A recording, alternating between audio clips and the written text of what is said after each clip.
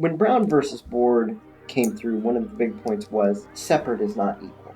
And when we tell people that we're going to let you move money from the public school system towards a private entity, the expectation that many have when they hear that is, we're going to take the poorest of the poor and move them into the greatest Catholic schools in their communities. That's simply not the reality. How do we make public education the anchor of democracy again? In 1954, amidst a tense racial atmosphere, the Supreme Court handed down a ruling for a controversial case that would finally answer a question raised in Plessy v. Ferguson. Was the doctrine of separate but equal constitutional? In a unanimous decision, the Supreme Court ruled a resounding no. The Brown v. Board of Education decision ended segregation in public schools and was another victory in the fight to end Jim Crow-era laws throughout the South. It would take nearly a decade more and heavy pressure from the federal government, but integrated schools had finally come to the United States. That battle may have been won, but others loomed in the distance. The Great Recession and nationwide government belt-tightening would bring a different threat to children in public schools.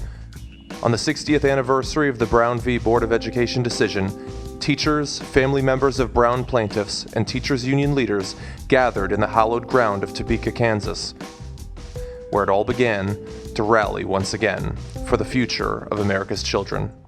A battle is being fought in states all over America, and it has now reached the highest court in the state of Kansas. The Kansas Supreme Court said today the state, which has cut taxes and spending sharply, is not spending enough on public schools. Rhetorically, we always talk about how we have to help all kids, but whether or not in fact we are helping all kids. In some ways, that was the moral and legal debate that came out of Brown, and it was whether separate but equal was inherently unequal. Now we rhetorically talk about how we have to help all kids, but we act in a way that's really different. These cuts and these policies have left counties like Saline County without bridges. We've converted roads from gravel and paved to dirt. We've created problems of opportunity for people who are now struggling to get to locations with basic transportation and basic services.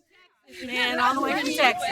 What we've seen, there's policy, there's research upon research that says austerity and trickle-down economics do not work to grow the economy. You know, during the economic recession, Kansas schools and teachers embraced a spirit of shared sacrifice and absorbed dramatic funding cuts along with every other state agency. And I know that I don't have to tell you how painful those cuts were. Yesterday, Governor Brownback was quoted as saying, "The Brown decision changed the face of the nation." And although it seems very clear that he would like to change it back, we stand here today to honor their sacrifice through our own action.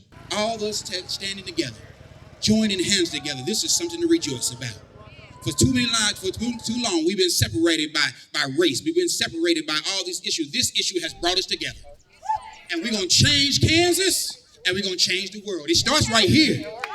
Because Kansas has always been about opportunity. Kansas has always been about lifting up everybody.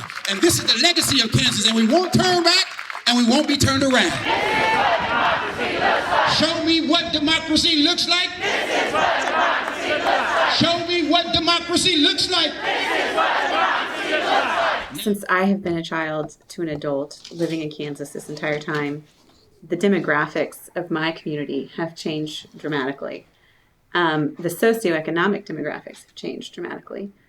40% of the children that attend my children's school today are participating in the free and reduced lunch program. In our economy writ large, the rich have actually bounced back.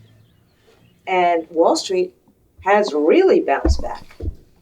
And you're seeing real kind of, you're seeing states after states after states having some surpluses.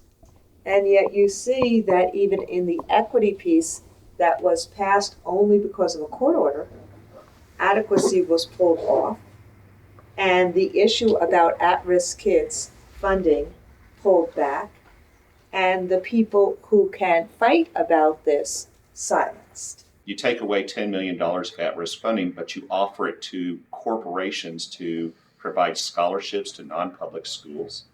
Oh my. We have a moral obligation to provide what we need in our schools, and that doesn't come from asking people in other parts of our world to take care of it. That's something that we should do as a government. That's what we've committed ourselves to doing, is taking care of our children and providing them for the future. I think that the unfettered money that's dumped into the political process now is what's driving that message, the outside interest. And that's what our Kansas citizens need to see, is that outside interests are trying to drive an agenda that is not true Kansas values. Show me what democracy looks like. This is what democracy looks like. Show me what democracy looks like. This is